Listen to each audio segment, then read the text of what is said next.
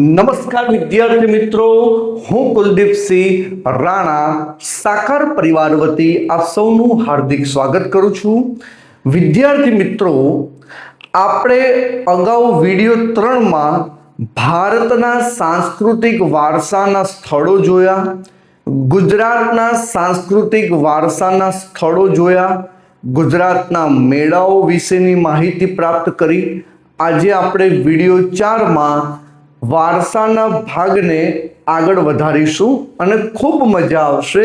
આજનો વિડિયો આપ સૌ વિદ્યાર્થીઓ માટે ખૂબ જ મહત્વપૂર્ણ છે. ટાઇટલ છે ભારતની ભૂમિ અને તેના લોકો. આદિમાનવ પૂર્વ દક્ષિણ આફ્રિકામાં ઉત્પન્ન થયા. આદિમાનવ સૌથી પહેલા ક્યાં ઉત્પન્ન થયા? આદિ એટલે જૂના. સૌથી જૂની મનુષ્ય જાતિ એ સૌથી પહેલા ક્યાં ઉત્પન્ન થઈ? તો માનવામાં આવે છે કે પૂર્વ દક્ષિણ આફ્રિકામાં સૌ પહેલા એ માનવ જાતિની ઉત્પત્તિ થઈ. હવે આપણે આગળ ભણીશું. ભારતના ભાથીગળ, ભાથીગળ એટલે કલરફુલ, વારસા અને સમૃદ્ધિના આકર્ષણના કારણે અનેક વિદેશી પ્રજાઓ ભારત તરફ આકર્ષાઈ. વિદ્યાર્થી મિત્રો, ભારતનો વારસો જ એટલો સમૃદ્ધ હોવાને કારણે એનું આકર્ષણ જ એટલું જોરદાર હતું કે વિદેશી પ્રજાઓનું ભારતમાં હંમેશ આકર્ષણ રહેતું. અહીં અનેક જાતિઓ આવી. અહીં જાતિઓની વાત કરે, કઈ જાતિની વાત કરે છે? મનુષ્ય જાતિની વાત કરે છે. આપણી જે જાતિ કેટેગરી હોય તેની વાત નથી થતી, પણ માનવ જાતિની વાત થાય છે. તો ભારતમાં અનેક જાતિઓ આવી. પરિણામે ભારતમાં લગભગ બધી જાતિના તત્વો મળી આવે છે. પૃથ્વી પરની એ સમયની જેટલી પણ મનુષ્ય જાતિ હતી એ તમામ મનુષ્ય જાતિના તત્વો એ ભારતમાં મળી આવે છે. બરાબર છે? એ આપણા માટે કેટલી મહત્વપૂર્ણ વાત કહેવાય કે ભારત દેશની અંદર જેટલી પણ માનવ જાતિ છે તે અહીં પ્રાપ્ત થાય છે. એનો મતલબ કે ભારત કેટલું સમૃદ્ધ હશે કે વિદેશી પ્રજાઓ અહીં આવીને વસવાટ કર્યો. વિદ્યાર્થી મિત્રો, ભારતમાં દ્રવિડ પ્રજાની ગણના પ્રાચીનતમ પ્રજા તરીકે થતી હતી. હવે પરીક્ષામાં પ્રશ્ન પૂછે તો ઘણા ગડબડી કરે છે. સૌથી પ્રાચીનતમ પ્રજા, મૂળ નિવાસી પ્રજા તો દ્રવિડ, અને સૌથી પ્રાચીન નિવાસી પ્રજા અહીં આવીને વસી હોય તો નેગ્રેટો.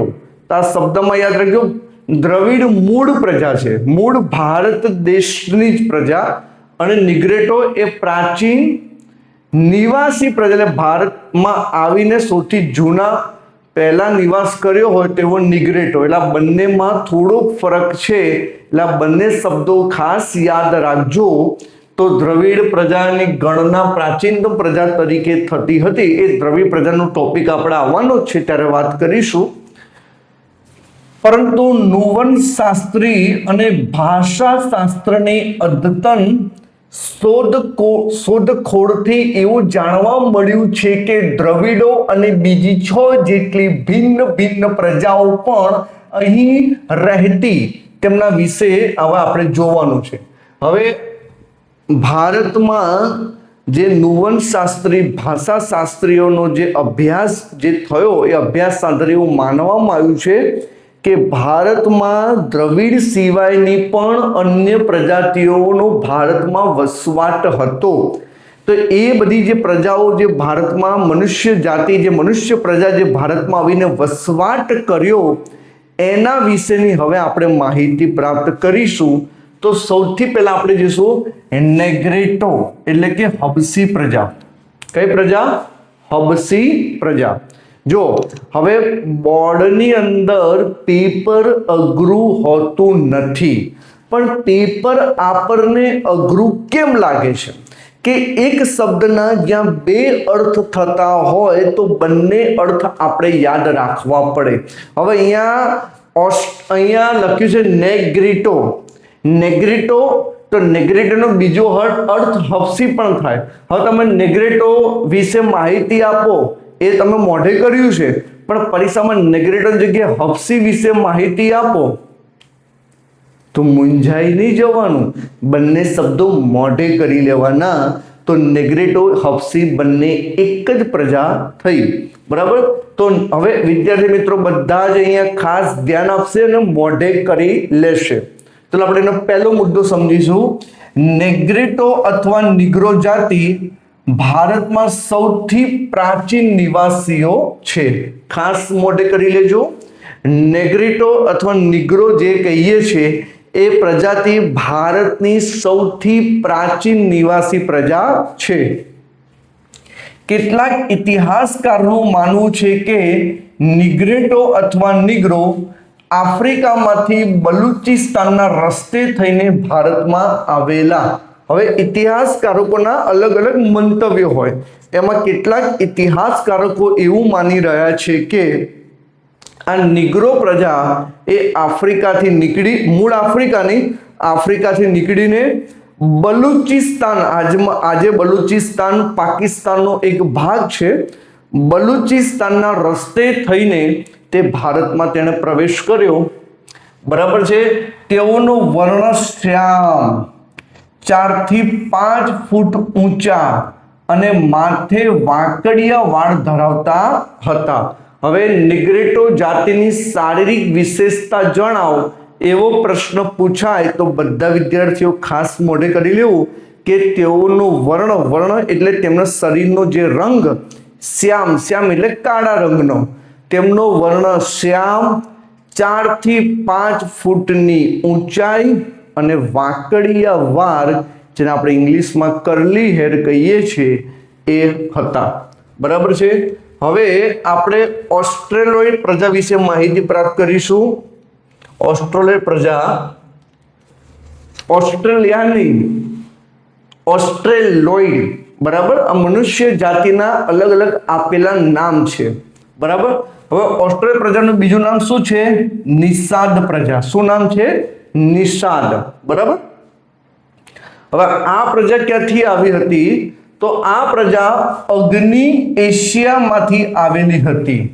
ઓસ્ટ્રેલિયા પ્રજા અગ્નિ એશિયામાંથી આવેલી હતી. બરાબર. ત્યાંથી તેણે ભારતમાં પ્રવેશ કર્યો. હવે ઓસ્ટ્રેલિયા પ્રજાની શારીરિક વિશેષતા જોઈએ. તેઓનો રંગ શ્યામ, લાંબુ અને પહોળું માથું, ટૂંકું કદ, ચપટું નાક તેમની શારીરિક વિશેષતા હતી. તેઓનો રંગ શ્યામ, લાંબુ પહોળું માથું, ચપટું નાક, બરાબર, ટૂંકું કદ એ એમની શારીરિક વિશેષતા હતી. ભારતમાં આવેલા આર્યો તેને નિષાદ કહેતા. નિષાદ. હવે આર્યો આ પ્રજા માટે નિષાદ શબ્દનો ઉપયોગ કરતા.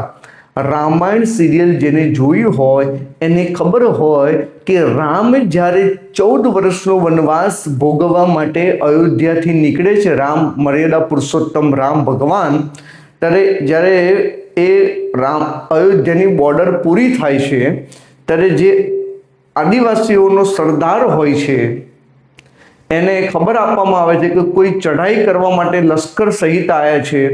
અને એ વખતે જ્યારે શસ્ત્રો લઈને જાય છે ત્યારે રામને જુએ છે કે અયોધ્યાના રામ છે આ તો. અને રામ ત્યારે એમને કહે છે, હે નિષાદ રાજ. નિષાદ રાજ શબ્દનું પ્રયોજન થાય છે. અને ઇતિહાસકાર પ્રમાણે જે રામાયણમાં રામ અન્ય પાત્રો એ આર્ય પ્રજા કહેવાતી ઇતિહાસના મતે હું કહી રહ્યો છું. ધર્મની દ્રષ્ટિએ આપણે વાત અત્યારે નથી થઈ રહી. તો આર્યો તેમને નિષાદ કહેતા. ભીલી પ્રજા માટે નિષાદ શબ્દ પ્રયોજવામાં આવતો હતો, ભીલી પ્રજા માટે. હવે ઓસ્ટ્રેલિયા પ્રજાના જે વારસદારો આજે ભારતમાં ક્યાં છે, કઈ જગ્યા ઉપર છે, તો એના વિશે માહિતગાર થઈએ. તો ઓસ્ટ્રેલિયા પ્રજાના જે લક્ષણો એ આજે ભારતમાં કઈ પ્રજામાં જોવા મળે છે જરા આપણે જોઈ લઈએ. તો ભારતમાં હાલમાં આવેલી કોલ અને મુંડા જાતિ. કોલ શબ્દ યાદ રાખવો તો ફોન કોલ યાદ રાખવાનું, મુંડા એટલે મુંડન યાદ રાખવાનું, અને ખાસી પ્રજા માટે ખાસી યાદ રાખવાનું. આ યાદ રાખવાની ટેકનિક છે. તો ભારતની કોલ અને મુંડા જાતિ, અસમની ખાસી પ્રજા, નિકોબાર અને બ્રહ્મદેશ જેને હાલનું મ્યાનમારની જાતિઓમાં આ પ્રજાના લક્ષણો વિશેષ જોવા મળે છે. ઓસ્ટ્રેલિયા પ્રજાના ભારતની સંસ્કૃતિ અને સભ્યતામાં વિકાસમાં આ પ્રજાનો ફાળો વિશિષ્ટ છે. હવે ભારત દેશની સંસ્કૃતિ વિકાસમાં ભારતમાં આવેલી તમામ મનુષ્ય જાતિનો ફાળો રહેલો છે, કારણ કે તેઓ એકલા નતા આવ્યા, તેમની સાથે કલા, કૌશલ્ય, જ્ઞાન, આવડત બધું લઈને આવ્યા હતા, અને આગળ જતા તે ભારતની સંસ્કૃતિ બની. બરાબર. તો ઓસ્ટ્રેલિયન પ્રજાનો શું ફાળો છે? તો તેઓ માટીના વાસણો બનાવવા, ખેતી કરવી, સૂતરાઉ કાપડનું વણાટ કામ કરવું વગેરે જેવા કેટલાક કૌશલ્યો માટે જાણીતા હતા. તેઓ પોતાની ધાર્મિક માન્યતાઓ પણ ધરાવતા હતા. બરાબર, પોતાની ધાર્મિક માન્યતાઓ પણ હતી. હવે વિદ્યાર્થી મિત્રો, દ્રવિડ લોકો વિશે વાત કરીશું. દ્રવિડોને મોહેન્જો-દડોની સિંધુ સંસ્કૃતિના સર્જકો કહેવાય છે. સિંધુ ખીણની સંસ્કૃતિનું સર્જન કરનાર એટલે બીજું કોઈ નહીં, દ્રવિડ પ્રજા. પાષાણ યુગની સંસ્કૃતિના સીધા વારસદાર તરીકે ઓળખવામાં આવે. પાષાણ યુગ એટલે પથ્થર યુગ. પથ્થરનો ઉપયોગ જ્યાં સુધી થયો એ આદિમાનવ કહેવાયા. હવે પાષાણ યુગનો ઉપયોગ કરનાર અને એની પેઢીમાં આવનાર જે વારસદાર એટલે બીજું કોઈ જ નહીં, મોહેન્જો-દડો સિંધુ ખીણની સંસ્કૃતિના સર્જક દ્રવિડ પ્રજા. દ્રવિડ પ્રજા પાષાણ યુગના વારસદાર અને સિંધુ ખીણની સંસ્કૃતિના સર્જક એટલે દ્રવિડ પ્રજા. ઉત્તરમાંથી આવેલી વિવિધ પ્રજાની ભાષા અને સાંસ્કૃતિક લક્ષણો ટકી રહ્યા. સમયાંતરે આ લોકો દ્રવિડ કહેવાયા. બહારથી આવેલી પ્રજાઓનું આવવાનું ચાલુ હતું, એકબીજાની ભાષાનો પ્રભાવ પડ્યો. બરાબર, અને એ રીતે સંસ્કૃતિનો પ્રભાવ પડ્યો અને આગળ જતા તે પ્રજા ભારતની દ્રવિડ પ્રજા કહેવાય. હવે મહત્વની વાત આવી, પરીક્ષા માટે પણ અગત્યનું છે.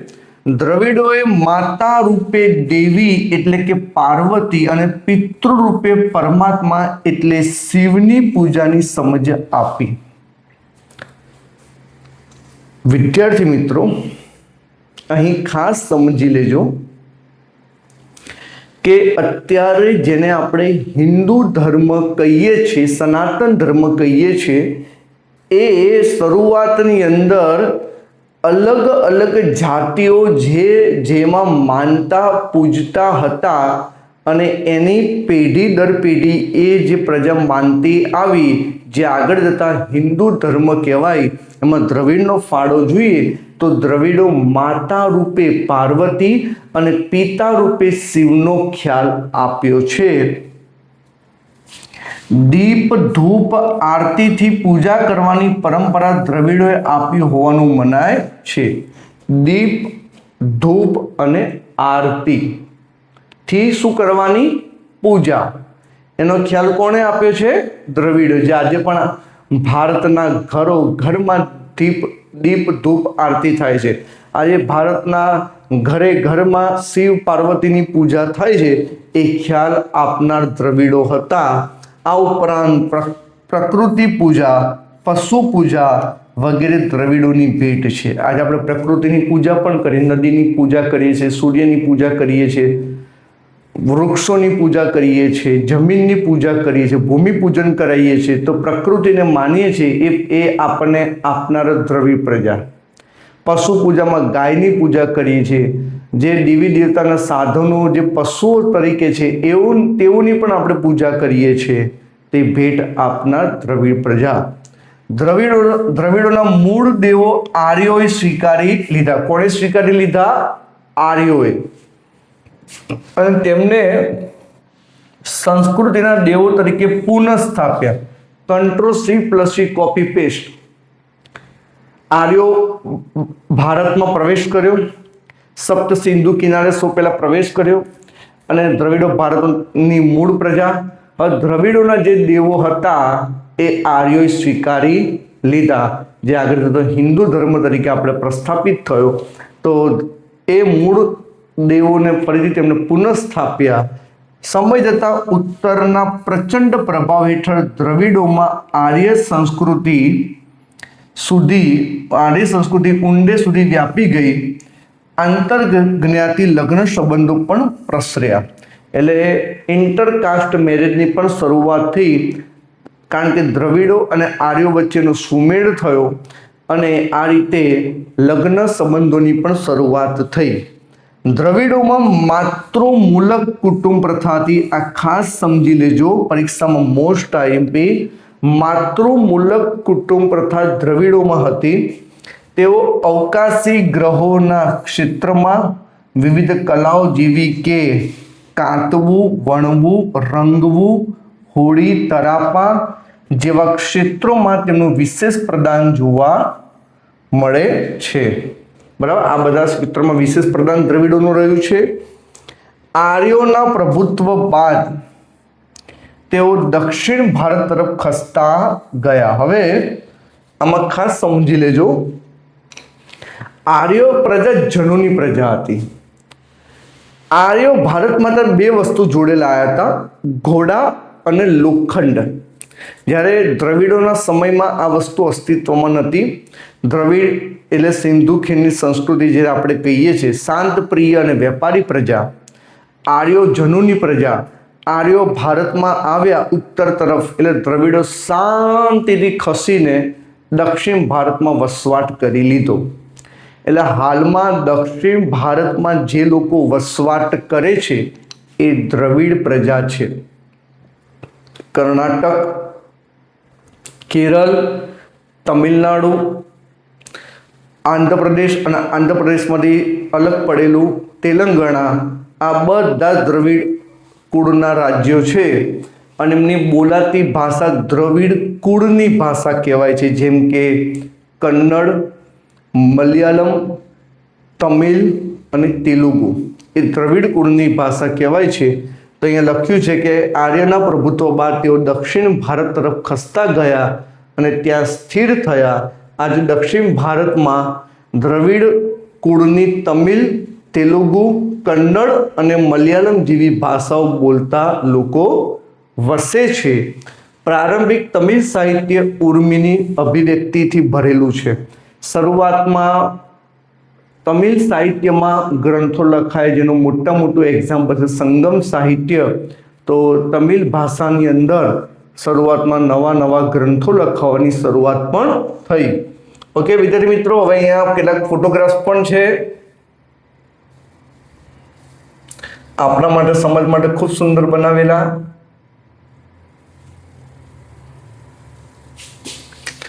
નેગ્રેટો હબસી પ્રજા, બરાબર, ભારતની સૌથી પ્રાચીન નિવાસી પ્રજા કહેવાય છે.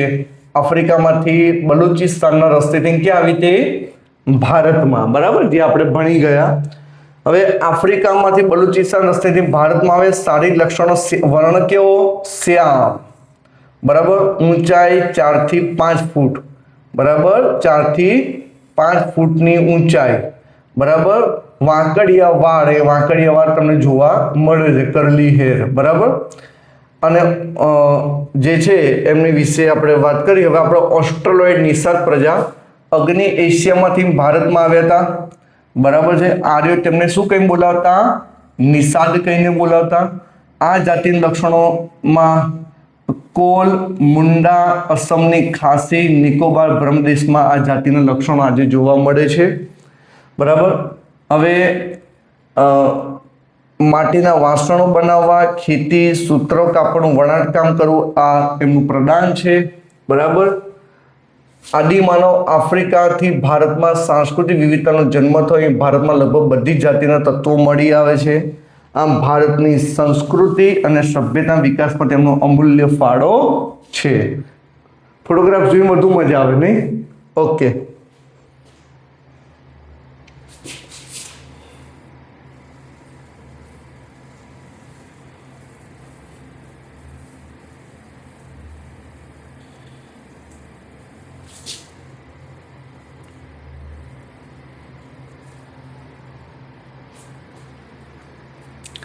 વિદ્યાર્થી મિત્રો, હવે આપણે વાત કરવાના છે અન્ય પ્રજા. આપણે નિગ્રેટો પ્રજા વિશે ભણી ગયા, ઓસ્ટ્રેલોઇડ પ્રજા વિશે ભણી ગયા, દ્રવિડ પ્રજા વિશે ભણી ગયા. હવે આપણે અન્ય પ્રજા વિશે આપણે અભ્યાસ કરીશું. તો હવે એના વિશે આપણે અભ્યાસ કરીએ. આ ઉપરાંત ભારતમાં મોંગોલોઇડ, અલ્પાઇન, ડિનારિક અને આર્મેનોઇડ પ્રજા પણ હતી. એમાં આપણે સૌથી પહેલા મોંગોલોઇડ પ્રજા વિશે ભણીશું. મોંગોલોઇડ પ્રજા. બરાબર. આ પ્રજા ઉત્તર પશ્ચિમ ચીનમાંથી તિબેટ થઈ ભારતમાં આવી. બરાબર. મોંગોલોઇડ પ્રજા ઉત્તર પશ્ચિમ ચીનમાંથી તિબેટ થઈને ક્યાં આવી? ભારતમાં. તેમણે ઉત્તર આસામ, સિક્કિમ, ભૂતાન, પૂર્વ બંગાળ વગેરેમાં વસવાટ કર્યો. પૂર્વ બંગાળ આપણે દાર્જિલિંગ બાજુ છે એ બાજુ. સમય જતાં તેમનું ભારતીયકરણ થયું. બધા બહારથી જ આવ્યા છે, ભારતમાં વસવાટ કર્યો, પછી એના સંતાન ભારતમાં જ જન્મ થયો એટલે ભારતીય થઈ ગયા ને. હવે જો મોંગોલોઇડ છે ને, એ મોંગોલોઇડ ચીનમાંથી આવેલા. તમે જુઓ, તમે આસામ, અરુણાચલ, મેઘાલય, મણિપુર, ત્રિપુરા બાજુ જાઓ, સિક્કિમ બાજુ જાઓ તો તમને ચીની ફેસ જોવા મળશે. ચાઇનીઝ ફેસ, ચાઇનીઝ મોઢાવાળા. એ હકીકતમાં ભારતીય છે. એ ઉત્તર પશ્ચિમ ચીનમાંથી આવેલા છે. એટલે એમનું શારીરિક લક્ષણ તો એ જ રહેવાનું છે. બરાબર છે. એટલે એમને વિદેશી ના સમજતા ભારતના જ છે. આ પ્રજાનો વર્ણ પીળો, ચહેરો ચપટો, ઉપસેલા ગાલ, બદામ આકારની આંખો જેવા શારીરિક લક્ષણો ધરાવતી હતી. બરાબર. મોંગોલોઇડ પીળા વર્ણના હતા. કેવો વર્ણન હતો? એમનો સ્કિનનો જે રંગ છે એ પીળા રંગનો હતો અને તેઓ કિરાત તરીકે ઓળખાતા. ભારતમાં કિરાત, આ શબ્દ મોઢે કરી લેજો, કિરાત તરીકે ઓળખાતા. બરાબર. હવે આપણે વાત કરીશું અલ્પાઇન, ડિનારિક અને આર્મેનોઇડ. બરાબર. એ પ્રજા વિશે આપણે માહિતગાર થઈશું. અલ્પાઇન, ડિનારિક અને આર્મેનોઇડ.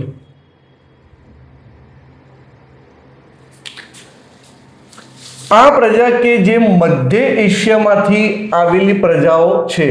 આ પ્રજા, હવે ત્રણ નામ જોડે કેમ લીધા? અલ્પાઇન, ડિનારિક અને આર્મેનોઇડ.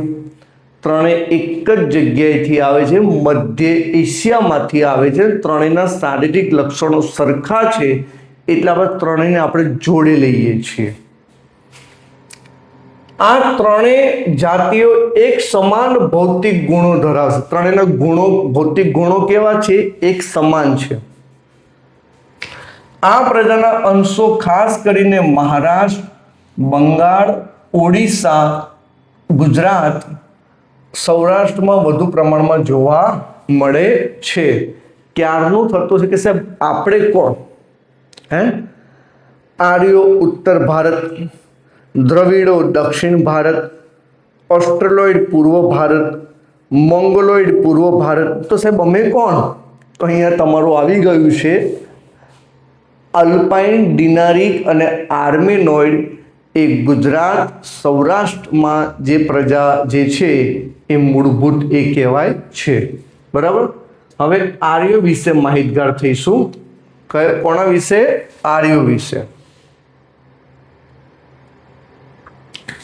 આર્યો. ભારતની આર્ય સભ્યતાના નિર્માતાઓ આર્ય જે નોર્ડિક લોકો હતા. જો બધી જગ્યાએ બે બે શબ્દ આવ્યા. નેગ્રેટો એટલે હબસી, આ બે નામ મોટે થઈ ગયા. પછી એવી રીતે ઓસ્ટ્રેલોઇડ નિષાદ, એવી રીતે મોંગોલોઇડ કિરાત, આર્ય નોર્ડિક આ મોઢે કરી લેવાનું છે. પ્રાચીન કાળમાં હિન્દુઓ આર્ય કહેવાતા. આવી ગયો શબ્દ બરાબર. આજે આપણે હિન્દુ ધર્મ કહીએ છીએ એ આર્ય સભ્યતામાંથી હિન્દુ શબ્દ આગળ જતા ઉદ્ભવ્યો. તેઓની મુખ્ય વસ્તી જે પ્રદેશમાં હતી તે પ્રદેશને આર્યવ્રત નામ અપાયું. શું નામ અપાયું? આર્યવ્રત. પ્રાચીન સમયમાં પ્રથમ આર્ય વસ્તી વાયવ્ય ભારતમાં હતી, એટલે આજનું પાકિસ્તાન ઉત્તર પશ્ચિમનો ભાગ. ત્યાં 7 મોટી નદી વહેતી હો, સપ્ત સિંધુ કહીએ છીએ. 7 નદી હોવાને કારણે તેમને સપ્ત સિંધુ, સપ્ત એટલે 7, સપ્ત એટલે 7 નદી બરાબર. ઝેલમ, ચીનાબ, બિયાસ, રાવી, સિંધુ બરાબર. 7 નદીઓનો સંગમ એટલે સપ્ત સિંધુ નામ અપાયું. ઉત્તર વૈદિક કાળમાં આર્યવ્રતને પૂર્વમાં મિથિલા બિહાર સુધી, દક્ષિણમાં વિંધ્યાચલ સુધી અન્ય વિસ્તાર થયો અને અન્ય સમકાલીન પ્રજાઓ કરતાં તેઓ વધુ વિકસિત હતા. એ સમયની બીજી પ્રજાઓ કરતાં આર્યો વધારે વિકસિત હતા. આર્ય ભરત રાજા કે ભરત કુળના નામ ઉપરથી આ વિશાળ પ્રદેશ ભરત ભૂમિ, ભારત ખંડ, ભારત વર્ષ કે ભારત જેવા નામોથી ઓળખાવા લાગ્યો. આર્ય પ્રજામાં ભરત નામની કુળ થયું અથવા ભરત નામના રાજા થયા. તો એક શબ્દ એવું કહેવાય છે કે ભરત નામના એક કુળના પરથી ભરત ખંડ, ભારત વર્ષ આગળ જતા ભારત શબ્દ થયો. ભરત નામના રાજા પરથી ભરત શબ્દનો ઉપયોગ થયો હોવાનું મનાય છે બરાબર. પણ મુદ્દામાં આર્યો પર જે ભરત પરથી ભારત શબ્દ થયું, આપણો દેશ કેટલો પ્રાચીન છે એ આપણને અહીંથી ખબર પડે છે. આર્યો પ્રકૃતિ પ્રેમી હતા, કુદરતને બહુ પ્રેમ કરતા, લવ ફોર નેચર. તેઓ વૃક્ષો, પહાડો, સૂર્ય, વાયુ, નદીઓ, વરસાદ વગેરેની પૂજા આરાધના કરતા. આ બધા પ્રકૃતિ છે, આ બધા જ નામ પ્રકૃતિના છે, કુદરતના છે અને આર્યો તેમની પૂજા કરતા. તેમણે આ દરેકની સ્તુતિઓ એટલે રૂચાઓ બનાવી. સૂર્યની શ્લોક છે, આદિદેવાય નમસ્કાર યે કુર્વન્તિ દિને દિને જન્માંતરમ શ્રેષ્ઠ દાનિક ધનો પ્રજાયતે. દરેક દેવતાઓના શ્લોક બનાવ્યા હતા. સમય જતાં વેદ પઠન પ્રચલિત બન્યું. વેદ આવ્યા, ઋગ્વેદ, યજુર્વેદ, અથર્વવેદ, સામવેદ, એનું પઠન શરૂ થયું. સમયાંતરે તેમાંથી ધાર્મિક વિધિઓ શરૂ થઈ અને તે પછી યજ્ઞાદિક ક્રિયાઓ, યજ્ઞની ક્રિયા આજે આપણે યજ્ઞ કરીએ છીએ એની ભેટ મૂળ તો આર્યો કહી શકાય. ભારતમાં આવેલી વિવિધ પ્રજાઓ સાંસ્કૃતિક વિશિષ્ટ તત્વો અપનાવી લઈને એક સમન્વય સંસ્કૃતિનું સર્જન થયું બરાબર. ભારતમાં જે વિવિધ પ્રજાઓ ભારતમાં આવી અને બધા એકબીજામાં ભળી ગઈ. જેમ દૂધમાં સાકર ભળે એમ આપણે પ્રજા એકબીજામાં ભળી ગયા. સમયાંતરે ભારતમાં આવેલી વસેલી આ બધી જાતિઓ વચ્ચે લગ્ન સંબંધો દ્વારા પ્રજાનું સમિશ્રણ થતું ગયું. હવે એ કેવું મુશ્કેલ છે કે આપણે કોણ. હવે સમજો કે ઓસ્ટ્રેલોઇડના લગ્ન આપણે જે છે એ આર્ય સાથે થયા, એનું સંતાનના લગ્ન દ્રવિડ સાથે થયા, એનું સંતાનના લગ્ન જે છે એ નેગ્રેટો સાથે થયા. તો પછી હવે કોણ આપણે? એટલે અત્યારે એક જ શબ્દ છે, તમે હું અત્યારે ભારતીય છે. એવરીબડી ઇન્ડિયન્સ બરાબર. અને બધાની એક વિશિષ્ટ રહેણી કરણી, અનેક ભાષાઓ, વિચારો, ધાર્મિક માન્યતાઓનો પણ સમન્વય થતો ગયો. બધાની રહેણી કરણી, ભાષા, રીતિ રિવાજો અલગ હતા, એ બધી પણ હવે ધીરે ધીરે એક થવા લાગી. આમ પ્રારંભ કાળથી આપણા દેશમાં એક સમન્વયકારી સંસ્કૃતિ નિર્માણ થતું ગયું, જેણે ભારતને ભવ્ય સમૃદ્ધ વારસો આપ્યો. આમ ભારતમાં ભાતીગળ સંસ્કૃતિનો વિકાસ થયો. આ પ્રજાઓ પરસ્પર એટલી ભળી ગઈ કે તેમનું કોઈ સ્વતંત્ર અસ્તિત્વ જ ન રહ્યું. અર્થાત તેમનું શું થઈ ગયું? ભારતીયકરણ. બધા મુદ્દામાં અલગ અલગ સંસ્કૃતિ, અલગ અલગ ભાષા, બોલી, પહેરવેશ, રીતિ રિવાજ હતા, પણ એકબીજા સાથેના લગ્ન સંબંધોની શરૂઆતથી અને આનાથી એના સંતાનો આગળ જતા ભારતીય કહેવાયા. આ રીતે પ્રાચીન ભારતમાં આવેલી વિવિધ પ્રજાઓના સંમિશ્રણથી ભારતનો સાંસ્કૃતિક વારસો વિવિધતાપૂર્ણ, ભાતીગળ અને સમૃદ્ધ બન્યો, કલરફુલ અને સમૃદ્ધ બન્યો. વિદ્યાર્થી ખાસ તો ફોટોગ્રાફ્સની રાહ જોતા હશે. એક વિદ્યાર્થીની કોમેન્ટ પણ હતી કે સર તમે ભણાવો છો પછી ફોટોગ્રાફ દ્વારા સમજાવો છો, વધુ યાદ રહી જાય છે. તો આવો આપણે ફોટોગ્રાફ જોઈ લઈએ.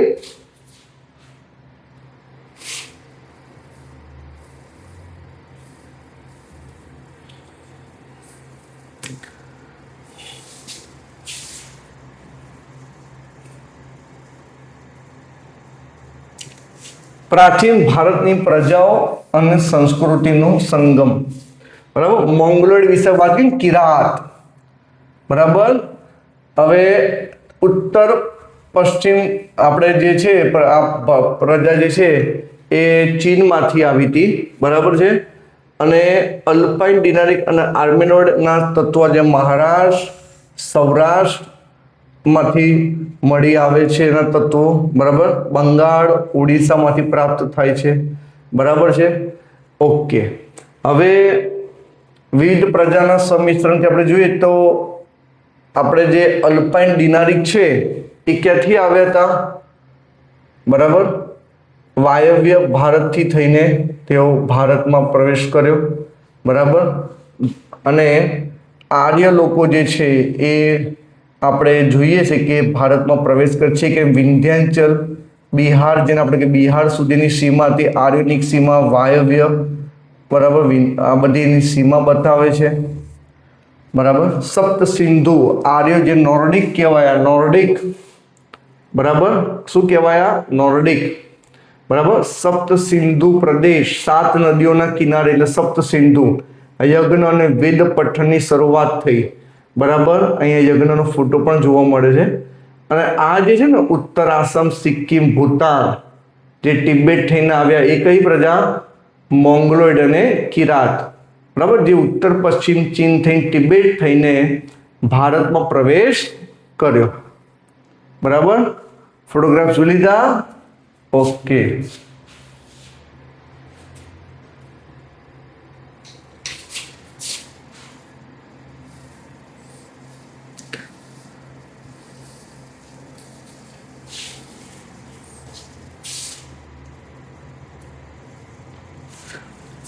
હવે આપણે પાઠના અંત તરફ જઈ રહ્યા છે.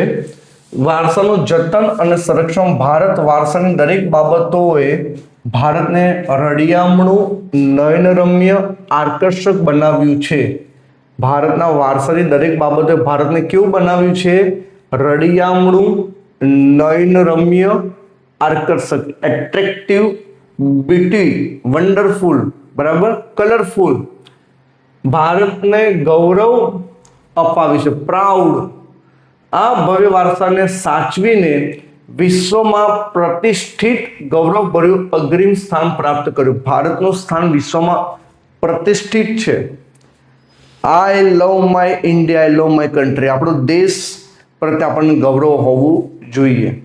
બરાબર, તેને સાચવવું તે ભારતના પ્રત્યેક નાગરિકની પવિત્ર અને પ્રાથમિક ફરજ છે.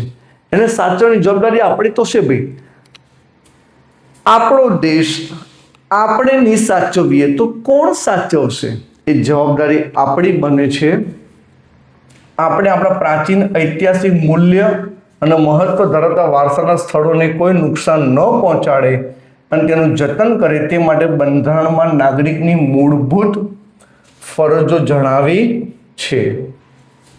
આ વારસાને કોઈ નુકસાન ન પહોંચાડે. બરાબર, જાળવી રાખવું એ આપણા સૌની ફરજ છે, બરાબર. અને બંધારણમાં પણ આ વસ્તુનો ઉલ્લેખ છે. આપણા વારસાનું જતન કરવું એ આપણા પ્રત્યેક નાગરિકની પવિત્ર ફરજ છે. આ મુજબ ભારતીય બંધારણના અનુચ્છેદ 51 ભારતના નાગરિકને જે મૂળભૂત ફરજો દર્શાવી છે તેમાં 6 જ ટ આ રીતેની જો નંબર પ્રમાણે 6, 7 અને 9 દર્શાવ્યા મુજબ આપણે સમજીએ કે ભાઈ વારસા માટે બંધારણમાં શું કહ્યું છે. આપણી સમન્વિત સંસ્કૃતિ સમૃદ્ધ વારસાનું મૂલ્ય સમજી એની જાળવણી કરવાની ફરજ. આપણો વારસો સમૃદ્ધ છે, એનું મૂલ્ય સમજીને આપણે જાળવવું એ આપણી ફરજ છે.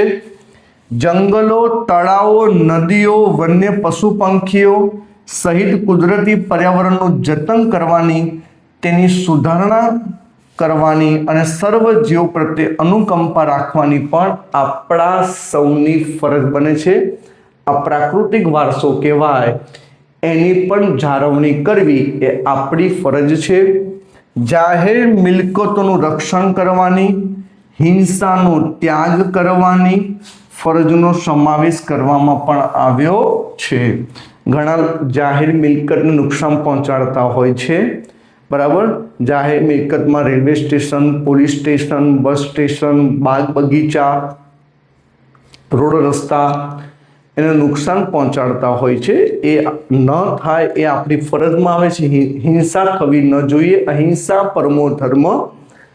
આમ પ્રકૃતિ જે રમ્ય ભૂમિ દ્રશ્યો ભારતની ભૂમિ પર સર્જેલ છે તેની સુંદરતા, પવિત્રતા, શુદ્ધતાને આપણે સૌ સાથે મળીને એક નૈતિક ફરજ સમજીને જાળવવા જોઈએ.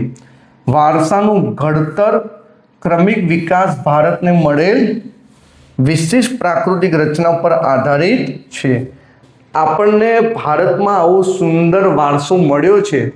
એ કુદરત તરફથી મળેલી અમૂલ્ય ભેટ છે. નદી, પર્વતો, ખીણ, સાગર, મહાસાગર આ બધું આપણને પ્રાપ્ત થયું છે. મેદાની પ્રદેશ, ઉચ્ચ પ્રદેશ, હવે એની જાળવણી કરવી આપણી જ ફરજ છે, બરાબર. પ્રકૃતિ દ્વારા ભારતને અઢળક સમૃદ્ધિ પ્રાપ્ત થઈ છે. અઢળક નદી છે, વિશાળ જંગલો છે, પર્વતો છે, ખીણો છે, ખનિજ છે. આ પ્રાકૃતિક વિશેષતાઓને ભારતે દરેક ક્ષેત્ર વિકાસ માટેની અણમોલ તક પૂરી પાડી છે. ભારતનો વારસો સદીઓથી ભારતના લોકો દ્વારા આર્થિક, રાજકીય, સામાજિક અને સાંસ્કૃતિક ક્ષેત્રે કરેલું વિકાસનું પરિણામ છે, બરાબર. જેના કારણે આપણો વારસો સમૃદ્ધ બન્યો છે. આપણે અહીંયા ફોટોગ્રાફ જરા જોઈ લઈએ.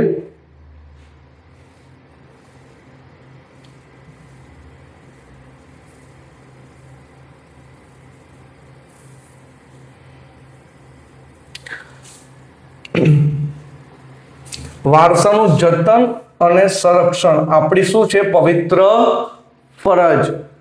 નાગરિકના મૂળભૂત ફરજો 51 ક અનુચ્છેદ બંધારણની, બરાબર. આ પહેલું આપણે સમન્વિત સંસ્કૃતિ સમૃદ્ધ વારસાનું મૂલ્ય સમજવું, તેની જાળવણી કરવી, બરાબર.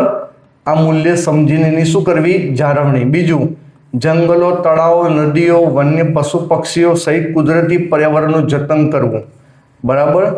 ત્રીજું, જાહેર મિલકતને રક્ષણ કરવું, હિંસાનો ત્યાગ કરવો, બરાબર. આપણા વારસામાં ઐતિહાસિક સ્મારકો, શિલ્પકલા, બરાબર, સ્મારકો જે આપણે જોઈએ છે, કુદરતી પર્યાવરણ, બરાબર, ગુફાઓ, ઐતિહાસિક સ્મારકો, કુદરતી પર્યાવરણ, આયુર્વેદ, સોનેરી પાનમાં લખાણ, બરાબર, વિવિધ સ્થાપત્ય, પ્રાકૃતિક વારસાનું સુંદર મિશ્રણ ચિત્ર. આવો સૌ સાથે મળીને આપણા વારસાનું જતન કરીએ. એક નૈતિક ફરજ છે. વારસો એ આપણી ઓળખ છે. તેને સાચવવો એ આપણી નૈતિક જવાબદારી છે.